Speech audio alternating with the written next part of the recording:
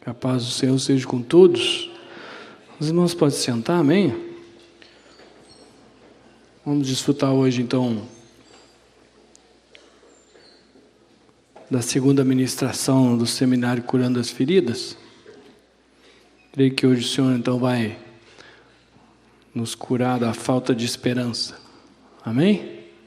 Vamos falar de esperança?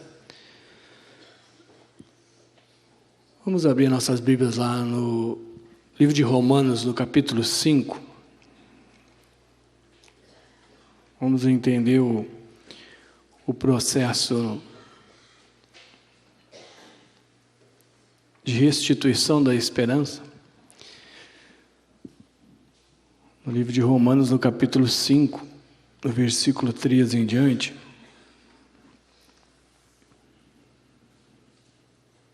Diz assim: E não somente isto, mas também nos gloriamos nas próprias tribulações, sabendo que a tribulação produz perseverança, e a perseverança, experiência, e a experiência, esperança. Ora, a esperança não confunde, porque o amor de Deus é derramado em nosso coração pelo Espírito Santo que nos foi outorgado. Amém? O processo de restituição da esperança, porque muitas vezes a gente acaba se desesperando por não entender o modo de Deus agir, por não entender a manifestação do amor de Deus nas nossas vidas. E as Sagradas Escrituras, essas ministrações são para nos trazer essa realidade. E nós já louvamos aqui a passagem que está no Evangelho de Lucas, no capítulo 24. Vamos abrir lá, no versículo 13 em diante, que mostra claramente dois discípulos que por um breve momento acabaram perdendo a esperança. E esses discípulos, na qual a gente leu no livro de Romanos, eles perderam porque eles não tinham realidade dela. Porque a produção da esperança, na qual nós lemos no Romanos 5, é um processo. E muitas vezes a gente ouve, a gente entende, a gente até fala disso, mas a gente não tem realidade das coisas que a gente fala. E Deus, pela sua misericórdia, pelo seu amor que Ele tem por mim e por você, e na qual Ele não vai contra a sua palavra, Ele produz aquilo que nós necessitamos conforme aquilo que Ele determina através das Sagradas Escrituras. Então nós vemos que a tribulação é o início de um processo para que eu e você venhamos a ter a esperança no Senhor. Porque a tribulação, ela vai produzir um processo de edificação nas nossas vidas até nós alcançarmos essa realidade. E esses discípulos, no momento que as coisas estavam ocorrendo conforme a sua mente natural, as suas vontades, suas emoções, sua alma aceitava como a maneira dela ser estabelecida, eles estavam indo bem. Mas a partir do momento que as circunstâncias começaram a ocorrer diferente daquilo que eles tinham como modelo, como expectativa, eles acabaram esmorecendo.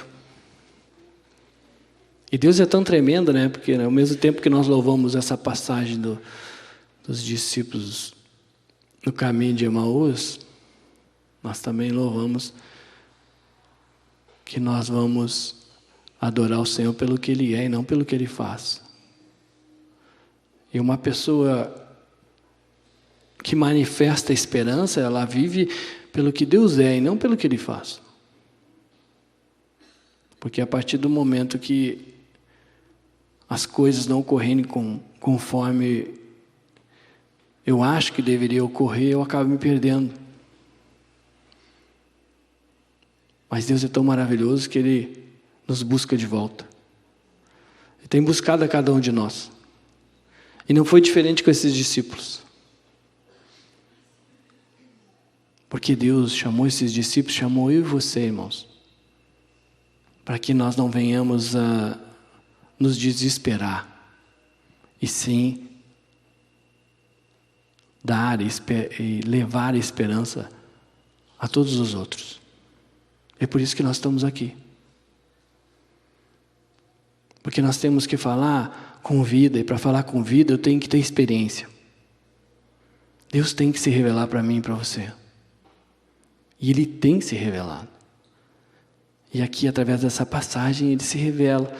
E é muito interessante porque isso é um processo, porque você vê que esse capítulo 24 de Lucas fala que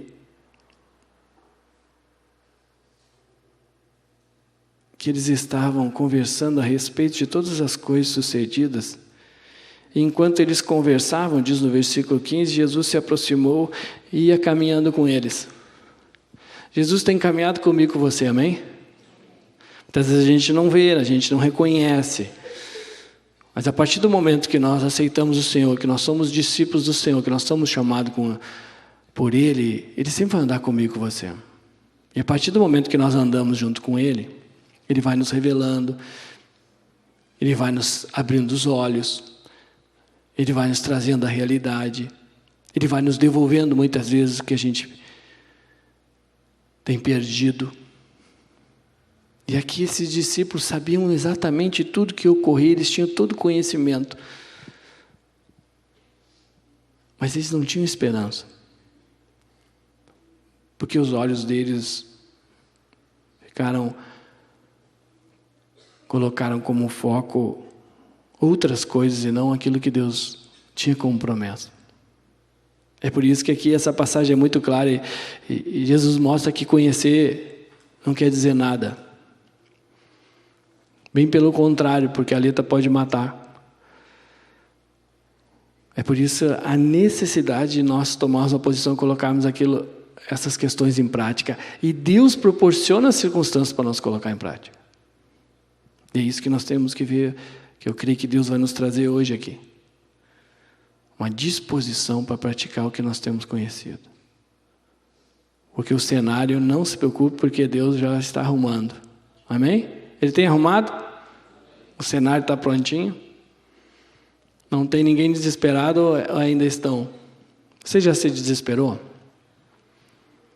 Irmãos, Deus chamou os seus discípulos não é para se desesperar, bem pelo contrário, é para levar a esperança para os outros. Foi para isso que Deus te chamou e a mim também. Comece a receber isso como verdade na tua vida. Porque a partir do momento que diz aqui no versículo 16 que os olhos deles estavam como impedidos de reconhecer, claro, não tem como. As coisas que vêm através do Espírito de Deus, você só vai entender através do Espírito. Não tem como você começar em uma linha racional, lógica, do certo, do errado, do bem e do mal, um pensamento humano e querer entender as coisas de Deus. Você não vai entender, sabe por quê? Porque vai parecer loucura. E aqui eles entraram nessa linha, não estavam acreditando mais que iria acontecer as coisas e perderam a esperança. Mas que tremendo, que Jesus é maravilhoso, irmão. E eu creio que nós podemos dar glória a Deus por isso, né? Porque, gente, Deus é maravilhoso. Quantas vezes nós nos encontramos que nem esses dois aqui, bem perdidinhos, sem entender coisa nenhuma. Os olhos fechadinhos, até falando das coisas de Deus, mas sem realidade, sem desfrutar de nada. Jesus queria que eles botassem para fora para que aquilo gerasse uma experiência, porque a experiência que eles tiveram aqui produziu a esperança. Mas lembre-se, antes eles tiveram a dificuldade, a tribulação.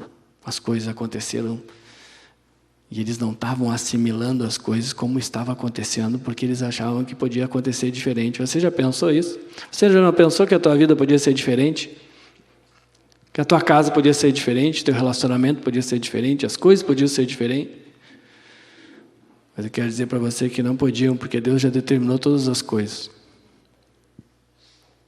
Ao mesmo tempo que as coisas não podem ser diferentes, o fim também não vai ser diferente.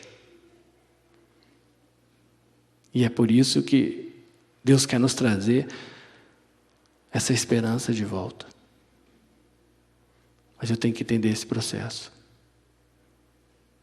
E a dificuldade, a tribulação, a contrariedade vai produzir a perseverança, que vai produzir a experiência e que, consequentemente, vai nos trazer a esperança. E Deus diz na sua palavra que Ele mesmo vai buscar suas ovelhas perdidas. Esses dois estavam perdidos. Muitas vezes você também está perdido e eu também. De repente você está perdido. Você pode estar aqui, mas está perdido. Mas eu quero dizer para você, Jesus já apareceu ao teu lado.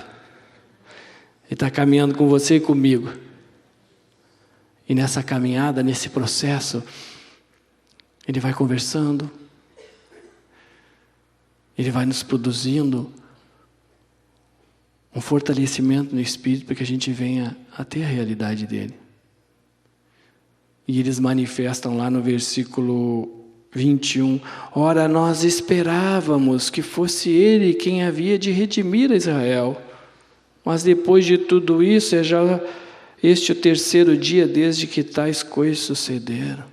Nós esperávamos, eles tinham esperança, mas baseado em tudo que eles estavam vendo e vivenciando, eles não acreditavam mais. E a gente tem que trazer isso para a nossa vida. Não sei o que tem que sucedido na tua vida. Não sei em que área tem sucedido. E de repente, de tanto ver isso, você de repente está assim, olha, eu esperava.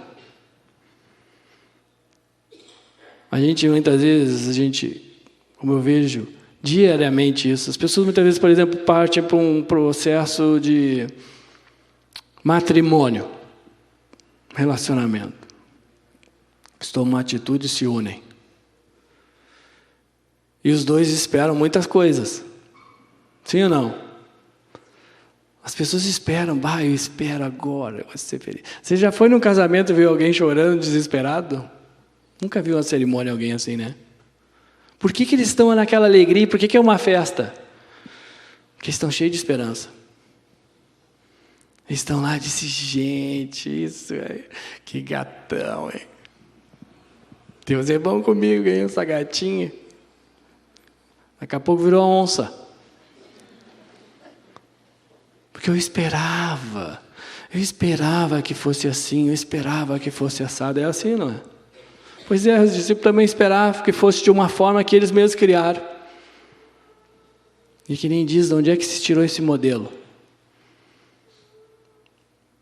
Quando a gente coloca a esperança naquilo que a gente quer, a gente se frustra.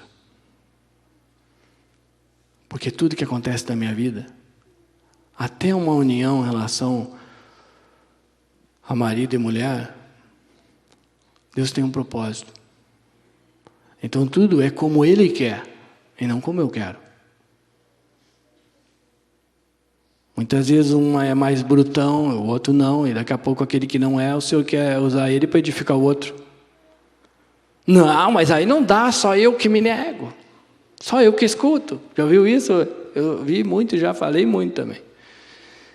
Estou usando esse exemplo assim, de relacionamento, ficar mais exposto, mais claro, porque a gente vivencia isso. Porque a gente está sempre assim. Sempre eu que tenho que ficar quieto, não é assim?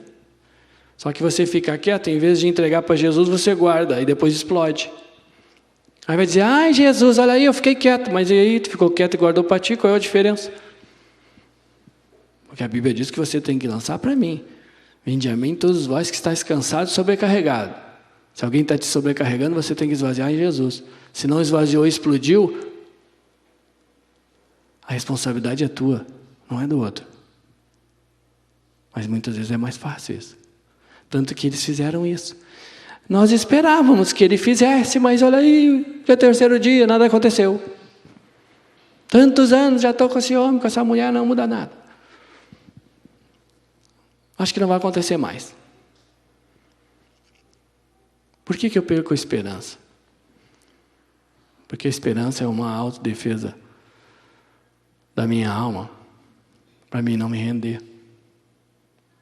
Eu tenho que achar uma desculpa para não reconhecer que eu sou um falido, que eu fracassei. Quem já chegou para Deus e disse: Deus, me ajuda, me perdoa, porque eu fracassei. Fracassei como pai, fracassei como marido, fracassei como esposa, fracassei como irmão, fracassei. Porque mesmo falando das tuas coisas, mesmo conhecendo a tua verdade, eu não vivi por ela. Consequentemente, eu fracassei. E esses homens estavam fracassando. Mas eles queriam dar uma desculpa para o seu fracasso. Nós esperávamos, mas não aconteceu. Nós até fizemos a nossa parte. O que não aconteceu foi que Jesus não fez. E a pessoa acaba sendo subjugada pela esperança de que Deus prometeu. E não importa o que Ele fizer, Ele é Deus. O que Ele prometeu, Ele vai cumprir. E o meu papel, a minha responsabilidade é perseverar até o fim. Porque aquele que perseverar até o fim será salvo. E ao mesmo tempo, eles começam a manifestar, é verdade que realmente, aí eles começam a olhar, tem acontecido isso, tem acontecido aquilo. Por quê? Porque na verdade eles já tiveram muita realidade de Deus. Eu e você já tivemos muitas. Quantas coisas Deus já te livrou e a mim também, quantas experiências Deus já me deu e deu para os irmãos. Aí chega uma área, a gente esquece tudo aquilo, a gente até fala, realmente, Deus me resgatou, Deus fez isso por mim. Mas o quê? Se a Bíblia diz, e é bem clara, que Deus começou a boa obra e vai terminar. Que foi Ele que escolheu a cada um de nós, não foi nós que escolhemos a Ele. Ele nos chamou para ser discípulos. Ele nos resgata, e Ele foi lá abrir os olhos desses homens. E eu e você estamos aqui, desfrutando nesse momento dele, por quê? Porque Ele está andando conosco, e esse processo de andar com o Senhor, de relacionamento, você vê que eles estavam conversando, e eles disseram, fica conosco aí, não vai. E o que irmãos, tudo o que pede, recebe, o que busca, encontra. Deus olhava para aqueles dois e Ele conhecia o coração deles. Ele conhece o meu coração e o teu, e é por isso que nós ainda estamos aqui, buscando Ele. Ouvindo Ele. Querendo fazer a vontade dEle. Porque se Ele não tivesse nas nossas vidas, nós não conseguíamos. Porque sem Deus, nada nós podemos fazer. Nem estar na presença dEle. E aqui mesmo eles estando totalmente contrários, Jesus estava com eles, estava andando com eles. Estava tendo paciência com eles. Estava ouvindo eles. Estava esperando a hora certa para abrir os olhos deles. E realmente Ele abriu. E ao abrir os olhos, eles tiveram a experiência. Gente, como é que não ardia o nosso coração, rapaz? Como é que eu pude duvidar do Senhor? Você já chegou um dia, mesmo na sua dificuldade, e disse, como é que eu posso duvidar de um Deus maravilhoso que tem feito tudo por mim? Como é que eu posso estar murmurando, falando e achando que não vai acontecer aquilo que Ele disse? E um falava para o outro, como é que não ardia o nosso coração? Como é que nós não vimos isso? Deus chamou esses discípulos para levar esperança, irmãos. Como é que eu vou levar algo que eu não tenho? Então o que o Senhor fez? Eu vou lá. Eu vou abrir os olhos deles. Porque eu chamei eles para um propósito na qual a minha palavra é clara e diz que nada ninguém vai impedir. Pode dar bandinha, pode correr para cá, para lá, pode ir para onde quiser. Deus vai dar um jeito de nos trazer para o prumo. Tem trazido ou não tem? A maior prova disso é que eu e você estamos aqui. Por quê? Porque um discípulo, um chamado de Deus, o propósito que Deus tem na minha vida e na tua, é de restauração, reconstrução, reedificação. Eu e você estamos aqui para ser reedificados, para consequentemente reedificar outros, levar essa reedificação para outros. É para isso que eu e você estamos aqui. Vamos pegar um exemplo claro de um vasinho, assim como eu e você que foi chamado para reedificar. Vamos abrir Neemias capítulo 1. Gente, eu quero dizer uma coisa para os irmãos. Todo esse capítulo de Neemias, todo esse livro de Neemias, todos nós temos que meditar muito. Porque é uma palavra que fala verdadeiramente o propósito que Deus tem sobre as nossas vidas. Por que Deus nos colocou nesse mundo? Diz aqui no versículo 3 em diante, no capítulo 1 do livro de Neemias, diz assim: disseram-me, os restantes que não foram levados para o exílio e se acham lá na província estão em grande miséria e desprezo. Os muros de Jerusalém estão derribados e as suas portas queimadas. Tendo eu ouvido essas palavras, assentei-me e chorei e lamentei por alguns dias. E estive jejuando e orando perante o Deus dos céus. Amém? Não vamos confundir passar por um processo de tristeza, de dor, de angústia, com falta de esperança. Nós somos naturais, ou seja, homens carnais ainda, e quer dizer que vai doer. Amém? Só que essa dor não vai nos direcionar. Ou seja, a tristeza, muitas vezes, que bate na minha vida. Assim, bateu em Neemias.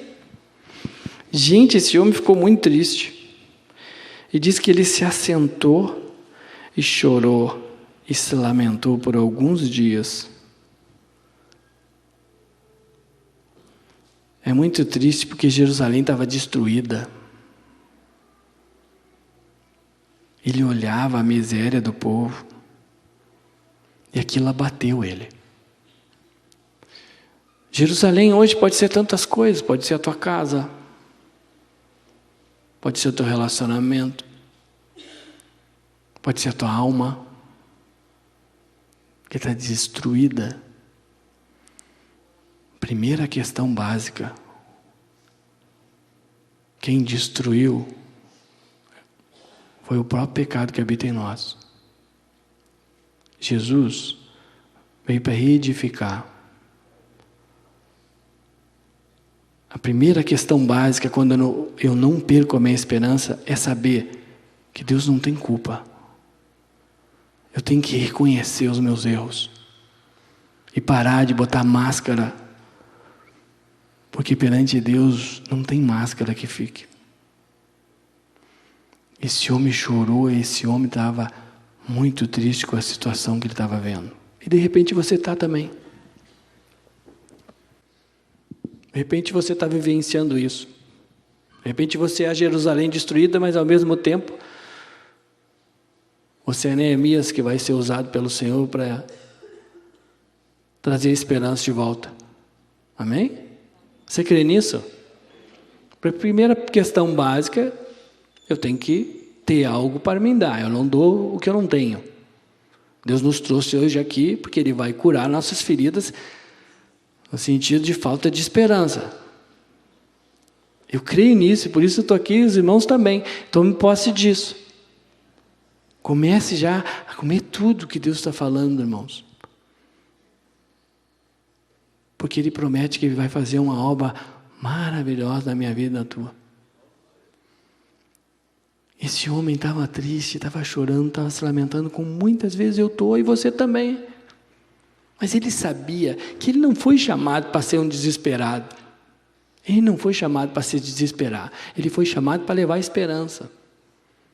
E nada melhor de alguém que está passando a situação, vivenciando a situação, para falar para outro, né?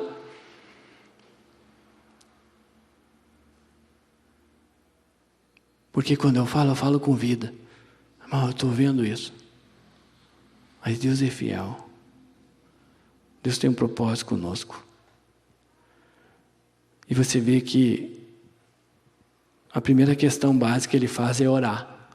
Diz no versículo 5 em diante, vou ler rapidinho. Diz assim, a oração de Neemias.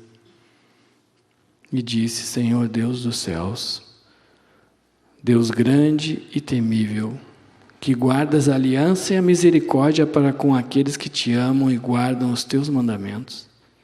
Estejam, pois, atentos os teus ouvidos e os teus olhos abertos para acudires à oração do teu servo, que hoje faço a tua presença dia e noite, pelos filhos de Israel, teus servos, e faço confissão pelos pecados dos filhos de Israel, os quais temos cometido contra ti, pois eu e a casa de meu pai temos pecado, temos procedido de todo corruptamente contra ti.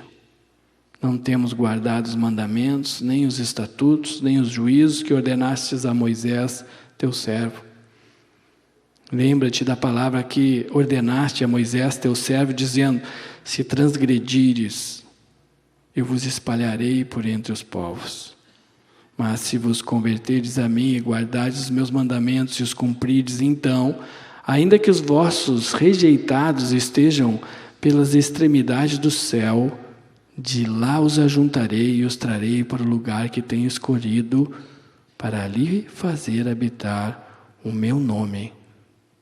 Estes ainda são teus servos e o teu povo que resgataste com teu grande poder e com tua mão poderosa. Ah, Senhor, estejam, pois, atentos os teus ouvidos à oração do teu servo e a dos teus servos que se agradam de temer o teu nome. Concede que seja bem sucedido hoje o teu servo e dá-lhe mercê perante este homem. Nesse tempo eu era o copeiro do rei. E você vê que quando ele vai orar pelo povo, ele se coloca junto. Porque todos nós, irmãos, somos um corpo na qual Deus está formando, e a minha vitória vem quando vier a vitória na vida dos irmãos. É por isso que Deus veio salvar o seu povo. E o seu povo somos todos nós. Só que ao mesmo tempo, Deus levanta os seus vasos para que eles auxiliem a Deus a fortalecer tantas e tantas pessoas que estão aí viradas em nada, destruídas, sem esperança, sofrendo, cegas espiritualmente, amarradas, amordaçadas do jeito que estão. E eu e você que fomos chamados para ser usados pelo Senhor para levar isso, aí eles estão muitas vezes sem o que nós temos que levar. E Deus, pela sua misericórdia, nos traz umas oportunidades para nos restaurar e nos mostrar para que e por que eu estou aqui. Por que você está na igreja? Para que você está aqui? Se você não tiver realidade disso, você nunca vai tomar posição. E se você não tomar posição, você não vai fazer o que Deus quer. E se você não fizer o que Deus quer, nem eu, nós vamos ser espalhados. É que nem andar no deserto. Porque a esperança não confunde. Mas muitas vezes a gente anda confundido, anda ansioso, anda preocupado. Você vê no versículo 2 em diante, no capítulo 2, do versículo 1 em diante, diz assim: no mês de Nissan, no ano 20º do rei Artaxerxes, uma vez posto o vinho diante dele, eu o tomei para oferecer-lhe e lhe dei. Ora, eu nunca antes estivera triste diante dele. O rei me disse: por que está triste o teu rosto se não está doente? Tem de ser tristeza do coração. Então temi sobremaneira e lhe respondi: viva, ó rei, para sempre. como não me estaria triste o rosto, se a cidade onde estão os sepulcros de meus pais está assolada e tem as portas consumidas pelo fogo? Disse-me o rei: que me pedes agora? Então orei ao Deus dos céus. Vamos parar aqui um pouquinho. Ele era copeiro do rei, ele tinha uma certa influência. E você vê que o rei nunca tinha visto ele triste. Isso é interessante, não? E a tristeza dele, eu quero dizer uma coisa para os irmãos. É por isso que a palavra de Deus é clara e diz que toda tristeza vai se transformar em alegria, porque a única manifestação de tristeza que pode se manifestar na minha vida e na tua é pelas pessoas que estão se perdendo, pela Jerusalém destruída. Porque o rei nunca tinha visto ele triste por nada. E ao mesmo tempo perguntou: o que tu queres que eu te faça? E é muito interessante porque quando ele falou isso, diz logo em seguida: então orei ao Deus dos céus. Então imagina, você está conversando, ele está falando com o rei, daqui a pouco o rei: o que tu quer que eu te faça? E diz de repente: e aí eu orei ao Senhor Deus. Quer dizer, como é que ele orou? Ele está numa conversa e daqui a pouco orou. Aí fala claramente que nós temos que invocar o Senhor todo o tempo. Porque quando ele perguntou, ele já pediu: Senhor, me ajuda, o que eu tenho que pedir para ele? Move o coração desse rei. Proporciona tudo que eu necessito para fazer aquilo que tu me chamou para fazer. Naquele momento, aquela oração foi muito rápida, eu creio. Eu queria que isso dê tempo dele levar os olhos para o Senhor e dizer: Senhor Jesus, você já orou assim? Quantas vezes eu me encontrei numa situação que eu só dizia: Senhor, tem misericórdia. Me mostra o que eu devo fazer. E disse ao rei: se é do agrado do rei, e se o teu servo acha mercê em tua presença, peço-te que me envies ajudar a cidade de sepulcros dos meus pais, para que eu a reedifique. Irmãos, Deus chamou você para você reedificar, amém? A Jerusalém está destruída, pois é você que vai reedificar através da força do Senhor. E muitas vezes a gente vê, por exemplo, a Jerusalém destruída é a minha casa. Ah, mas só vim eu, daqui a pouco minha esposa não veio, meu marido não veio. É você que vai reedificar. Deus chamou você, você vai ter que tomar uma posição, você vai ter que crer, você vai ter que pelejar, você vai ter que adquirir essa esperança que Deus está oferecendo para mim e para você. E que nos explica claramente como nós vamos alcançá-la. Por mais triste que ele estava, por tudo que ele estava vendo, como todos os outros estavam vendo e vivenciando, Deus tinha um propósito que ele viesse a reedificar, e ele sabia disso. Você sabe disso? Você sabe que Deus tem um propósito através da tua vida de reedificar? Ou será que o propósito é vir na igreja catar migalha?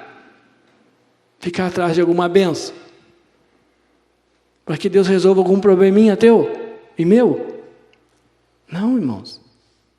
Deus tem um propósito maravilhoso e grandioso na minha vida e na tua. Que não é ficar correndo um dia atrás do outro, pagar a conta, comer, beber, dormir, atrás de capricho. Deus tinha um propósito e Ele sabia, para que eu a reedifique, rei. E é muito interessante aqui, por quê? Porque lá em Colossenses 4 fala que tem que aproveitar as oportunidades, amém? Então uma das coisas básicas que eu e você temos que fazer para que essa esperança seja a vida na minha vida e na tua, é aproveitar as oportunidades. E esse homem sabia que ele tinha o propósito de reedificar. Quando ele começou a falar com o rei, ele sabia que ele precisava do rei natural ali, da autoridade dele. Mas para quem é que ele orou? Quando o rei disse: o que tu queres que eu te faça? Ele orou para Deus. Que é o que diz logo em seguida. Versículo 6. Então o rei, estando a rainha assentada junto dele, me disse: quanto durará a tua ausência? Quando voltarás? Aprouve ao rei enviar-me, e marquei certo prazo. E disse ao rei: Se ao rei parece bem, dê-me cartas para que os governadores da além de Eufrates, para que me permitam passar e entrar em Judá, como também carta para Asaf, guarda das matas do rei, para que me dê madeira para as vigas das portas da cidadela do templo, para os muros da cidade, para a casa em que deverei alojar-me. E o rei mas deu, porque a boa mão do meu Deus era comigo. Por que as portas abriram para ele? Porque Deus era com ele. É que o rei gostava dele? Não. Deus tocou no rei, o rei tocou nos governantes, o rei tocou no governador das matas e proporcionou tudo. Por quê? Porque quem abre a porta é Deus, quem fecha a porta é Deus, quem move tudo é Deus. Deus endurece e Deus amolece. E ele sabia disso. E ele nunca esquece disso. E é por isso que diz aqui, porque a boa mão do meu Deus era comigo. Irmãos, eu e você somos discípulos de Deus. Deus chamou eu e você. Deus tem um propósito comigo e com você, que é reedificar. Ou seja, é trazer vida onde tem morte. Foi para isso que Deus me chamou, a mim e a você. E tudo que for necessário para que isso aconteça, Deus vai mover. Neemias aproveitou a oportunidade. O rei estava com a rainha e ele falou tudo que ele precisava. E o que aconteceu? Tudo se abriu. Por quê? Porque a palavra de Deus é clara e diz que quando eu busco o reino de Deus e a sua justiça, propósito de Deus para a minha vida, e a maneira de Deus agir para que isso se cumpra, todas as demais coisas são acrescentadas. Se está faltando madeira ou está faltando alguma coisa, tem algo errado, é comigo e com você. Porque se Deus é conosco, não falta nada. Deus proporciona tudo se você está no propósito dele. E isso, mesmo que eu não esteja no propósito, porque quase sempre é óbvio, a manifestação da falta de esperança é quando as coisas não dão certo. Aí é que eu tenho que buscar a esperança, por quê? Porque eu vou saber que quando eu volto para o prumo, quando eu volto a obedecer, tudo começa a abrir. E é muito interessante isso, eu falo com muitos irmãos, porque todos nós passamos algumas fases que não dá vontade de vir na igreja mais. Já aconteceu com você ou não? Desculpa para isso é o que mais tem. E aí a gente ganha uma cordinha, e essa cordinha depois acaba nos enforcando, né? Porque como Deus tem um propósito, não adianta nós fugir, a não ser que de repente Deus já não tenha mais. E aí é uma questão de coração, e isso só quem conhece é Deus. Eu e você não conhecemos nem o nosso. Mas quando Deus vê que tem um propósito, Jonas fugia, e Deus tinha um propósito, trouxe ele de volta. E ele fez o que Deus queria que ele fizesse. Deus tem um propósito na minha vida e na tua, e em nome de Jesus nós vamos fazer o que ele tem como propósito, que é reedificar. Irmãos, não tem coisa melhor do que reedificar. Porque lembre-se, Neemias estava muito triste. Lembra quando ele se lamentou dias? Ele ficou muito triste. Porque ele olhava e dizia, gente, está tudo destruído.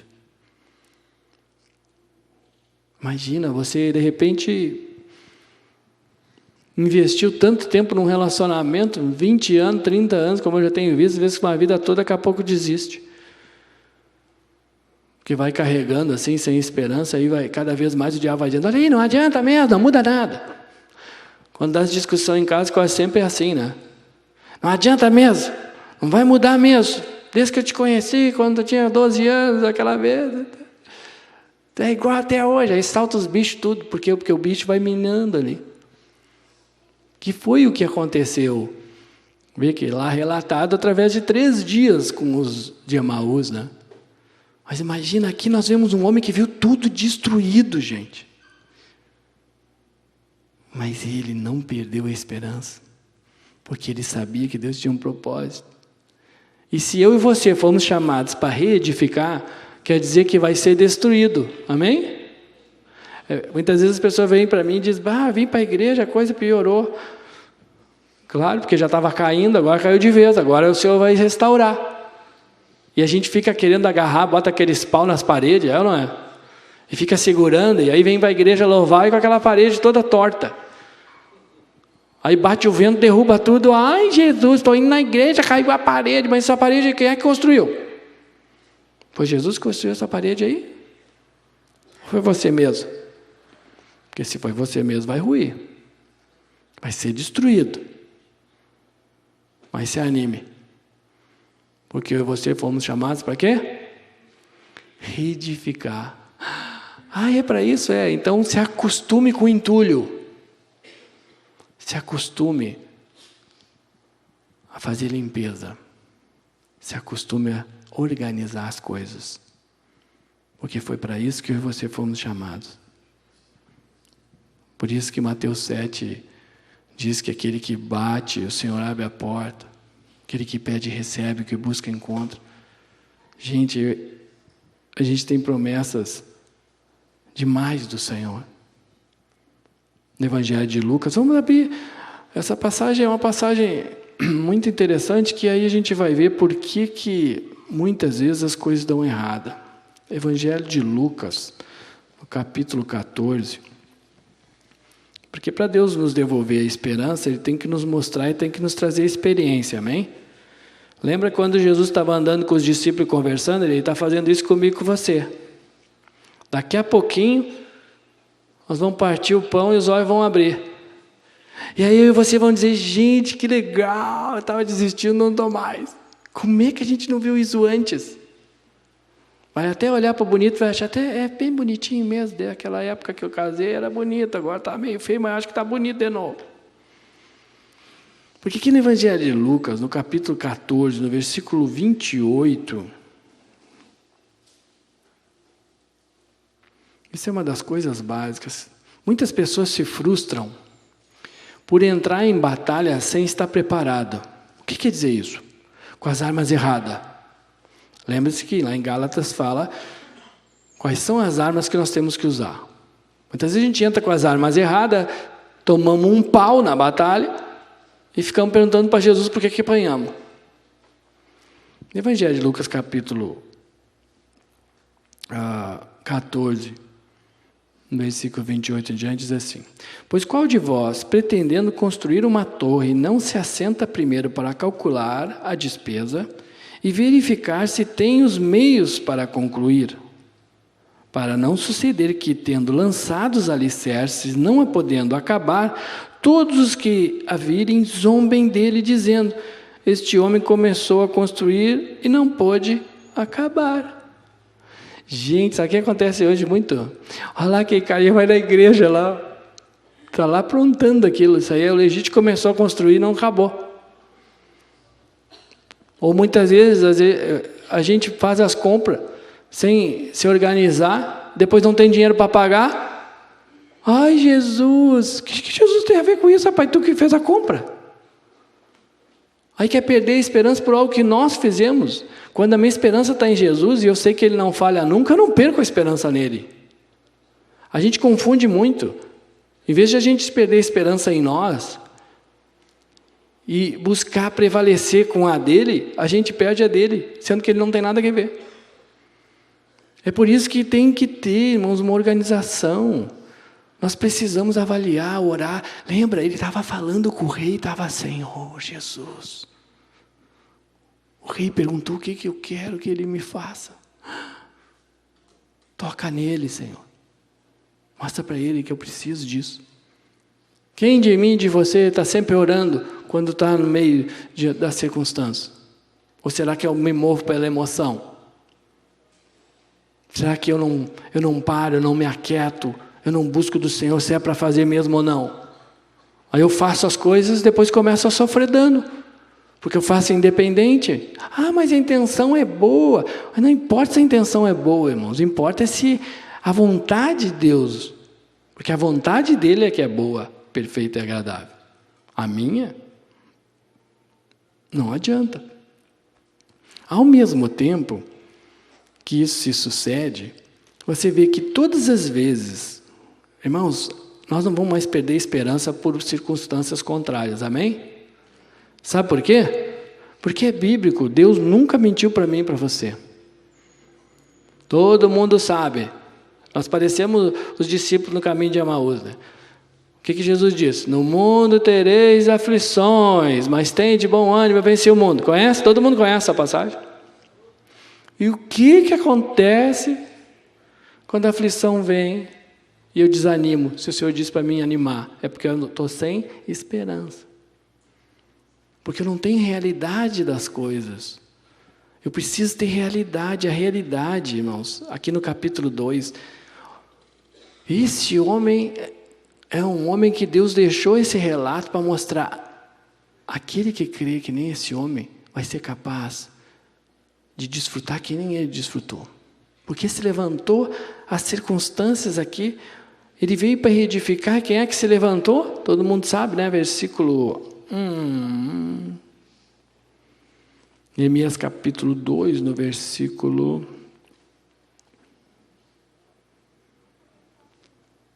19.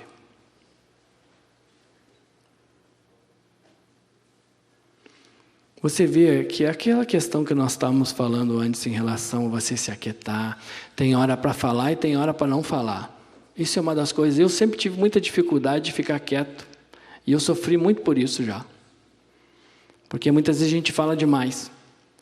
Se você pegar o versículo 16 em diante, no livro de Neemias, você vai ver a questão básica dele aqui, ó. Não sabiam os magistrados aonde eu fora, nem o que eu fazia, pois até aqui não havia eu declarado coisa alguma, nem aos judeus, nem aos sacerdotes, nem aos nobres, nem aos magistrados, nem aos mais que faziam a obra.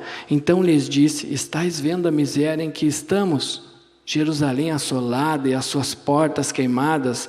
Vinde, pois, e reedifiquemos os muros de Jerusalém e deixemos de ser opróbrio. Opróbrio, deixemos de ser uma vergonha, deixemos de ser covardes, deixemos de ser essas pessoas mornas. Deus nos chamou para reedificar, gente, não é para viver no meio da destruição. Quando eu aceito essa destruição, eu começo a viver no meio dela. E o povo estava assim. E Deus enviou Neemias para dizer: gente, isso aqui está tudo uma coisa seríssima aqui. Mas isso não vai ficar assim. Porque Deus tem um propósito comigo, com você. Ele estava dizendo: venhamos todos reedificar. Ele disse que ele veio edificar aqui. Não, ele estava falando em relação aos outros. Para o rei lá ele disse, porque o rei não era do propósito do Senhor. Não era vaso de Deus naquele momento para reedificar. Mas esse povo aqui era, porque era o povo escolhido de Deus. Você é. Eu sou. Nós somos. Vinde, todos nós, e vamos reedificar. Vamos reedificar nossa alma. Vamos reedificar tudo que tem sido destruído, irmãos. Pelo exílio que a gente ficou escravo nesse mundo, na qual nós encontramos esse monte de situações cheio de feridas emocionais, cheio de amarguras, ressentimentos, ansiedades, de problemas que nós vivemos no exílio. Vivemos porque nós estávamos longe do propósito de Deus pela desobediência, mas o Senhor disse que a partir do momento que a gente volta, aqueles que tinham sido espalhados, que estavam assim, Ele traz de volta e começa a restaurar. E diz: agora você vai reedificar. Você vai ser uma bênção agora. Eu vou te usar para você restituir e reconstruir tudo que foi destruído. Não importa o que seja. Lembre-se, está olhando e está vendo tudo destruído, pois Deus te chamou para arrumar isso aí. Não é para se conformar com isso, não. E lhes declarei como a boa mão do meu Deus estivera comigo, e também as palavras que o rei me falara. Você vê, ele contou o testemunho. Gente, eu estava lá também, estava muito triste, eu chorei, me lamentei, eu também vi a mesma coisa, situação que vocês estão.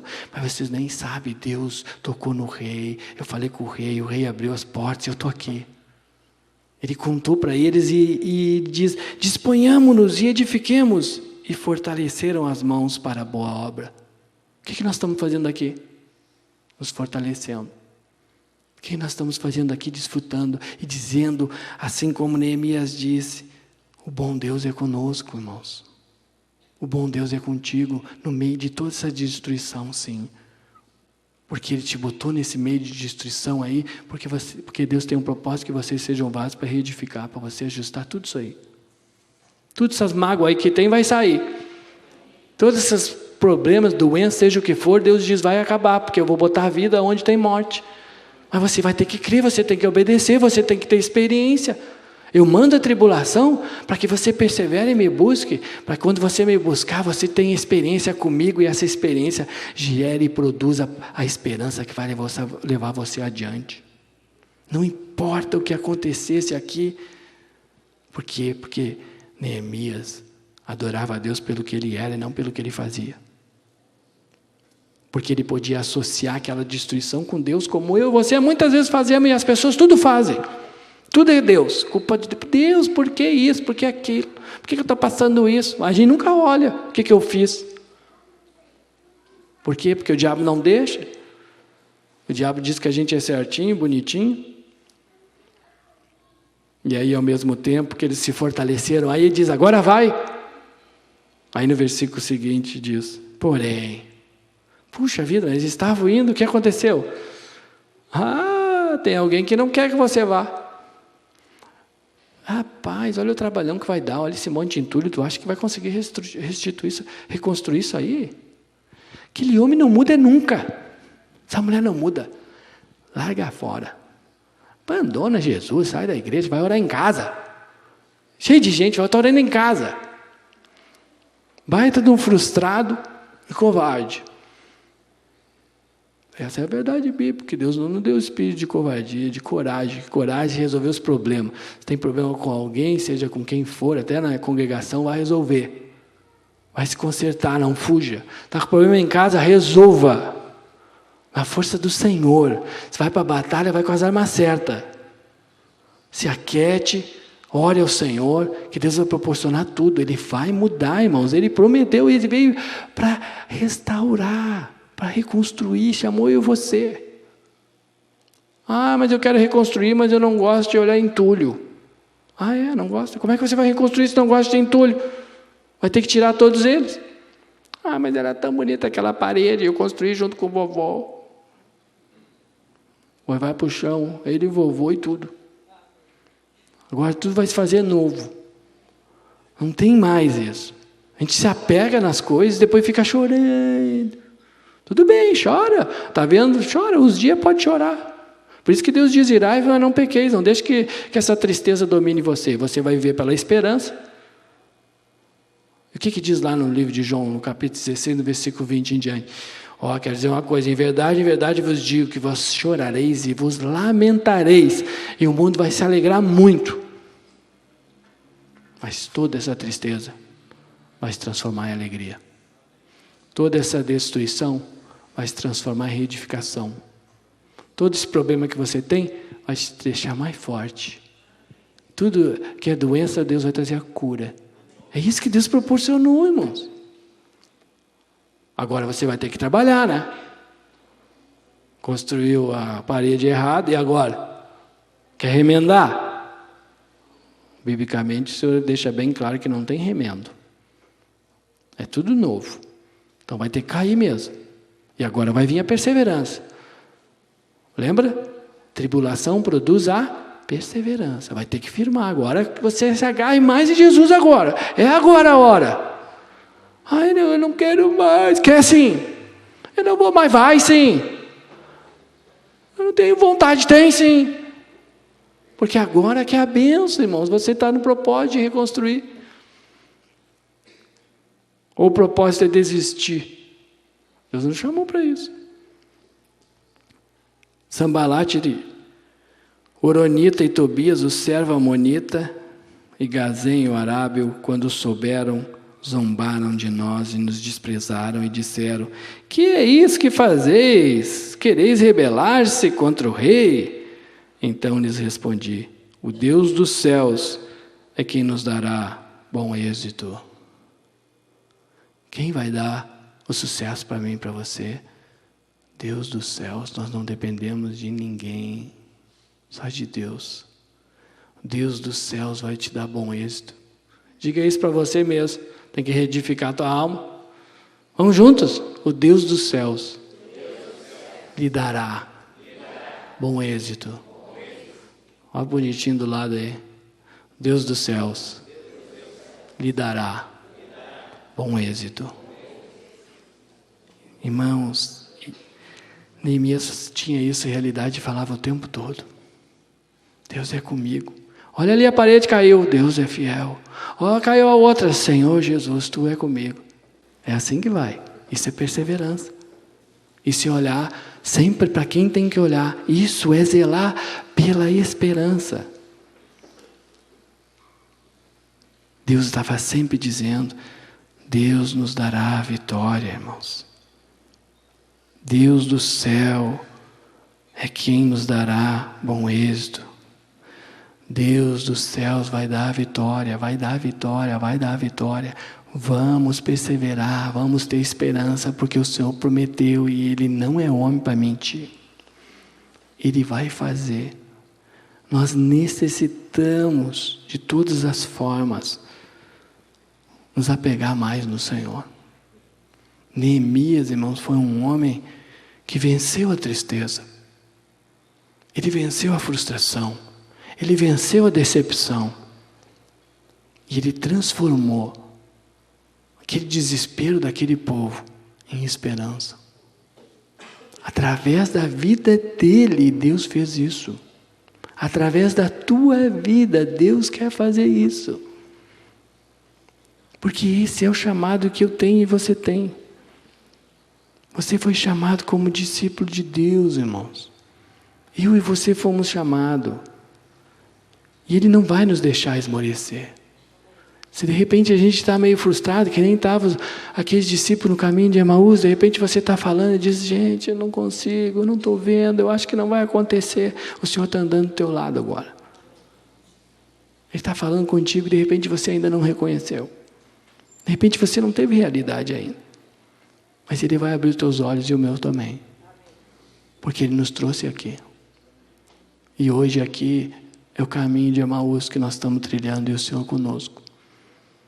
Porque Ele apareceu para mim e você aqui para abrir os meus olhos e os teus.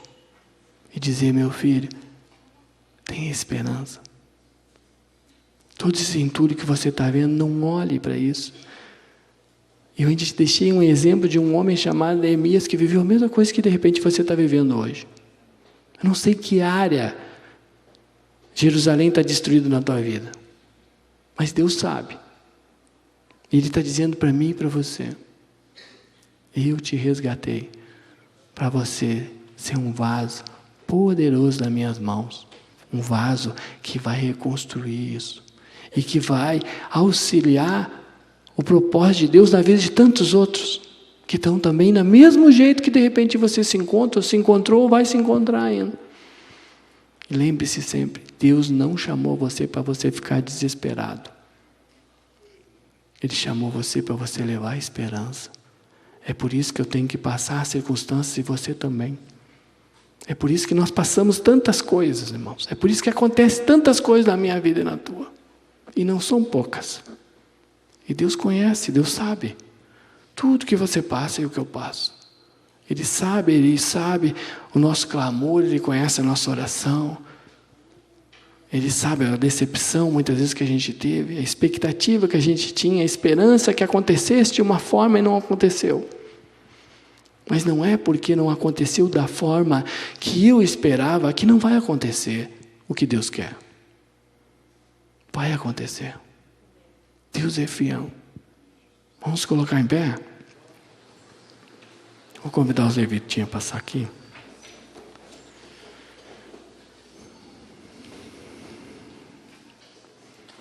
E eu vou ler mais uma vez o capítulo 5 do livro de Romanos, o versículo 13 em diante, que diz: E não somente isso, mas também nos gloriamos nas próprias tribulações, sabendo